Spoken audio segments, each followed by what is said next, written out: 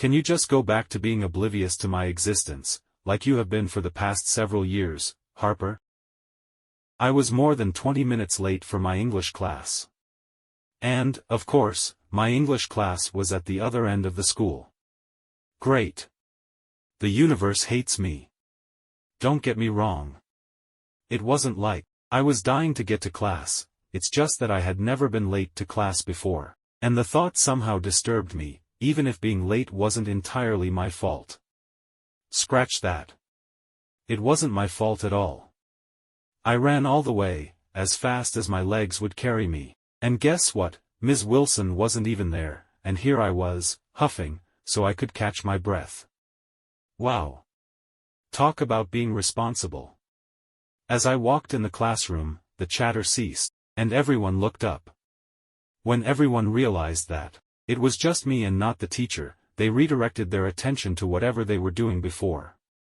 I scanned the classroom for an empty seat, and the only seat available was the one in front of Harper Kane, who was busy sucking some girl's face off. This guy has some serious hormonal issues, I tell you. His behavior is definitely not normal. She wasn't even the same girl I saw him in the janitor's closet with. What was her name again? Maria, was it? I mean, literally. What the hell? Could he be more of a douchebag? He wasn't even kissing her subtly or trying to be discreet about it. He was full on thrusting his tongue in the poor girl's throat. She was sitting on his lap, and was moaning his name between kisses. Just by looking, I was pretty sure he was hurting her boob by groping her so hard. Guess what, she didn't even mind. What has the world come to? I mean, was it just me, or did anyone else think that this kind of behavior was highly inappropriate in public? Can he even breathe without some sort of girl hanging from his arm, or clinging to his tongue like her life depended on it? Disgusting. If it was up to me, I would just sit in the other corner of the room, far away from this walking STD of a man-child. Preferably, I would stay in the other corner of the school from him. I dropped my books on the desk, and sat on the last seat available, in front of Harper. Very reluctantly, I may add. Being this near, I could hear every sigh, gasp and moan. Kill me already. It was way past being uncomfortable. What games is the universe playing with me?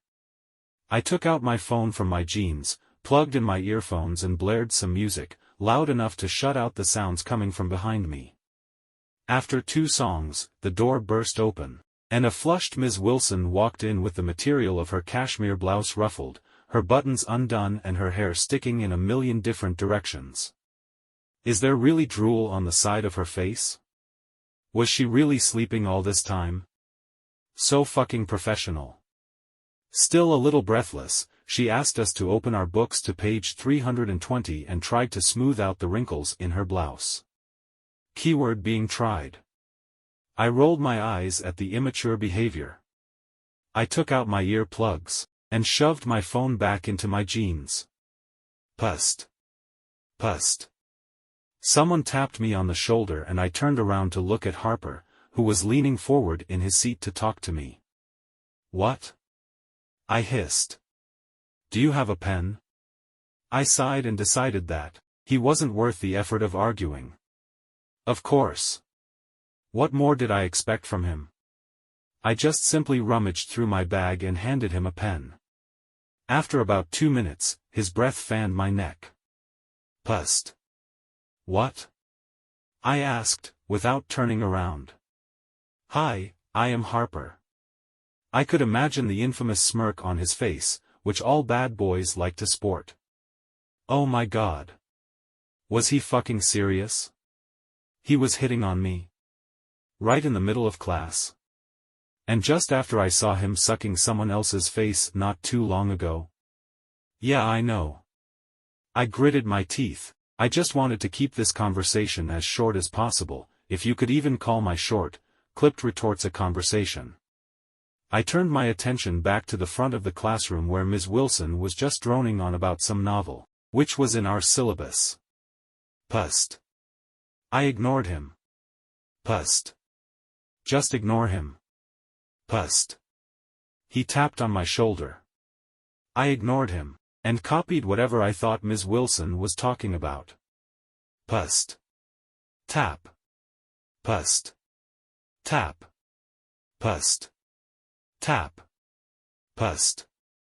What the hell, Harper? I hissed, careful to keep my voice low enough, so I won't attract attention, but could easily pass as venomous. His lips twitched in a smirk, and his eyes twinkled mischievously. Not my fault. You were the one who was ignoring me. Yes, douchebag. Now get the message. I am ignoring you, because I don't want to talk to you. Don't you have a brain?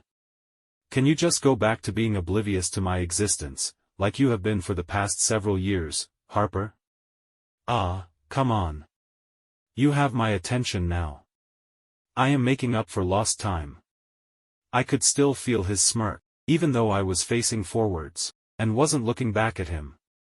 I rolled my eyes and resisted the urge to groan out loud.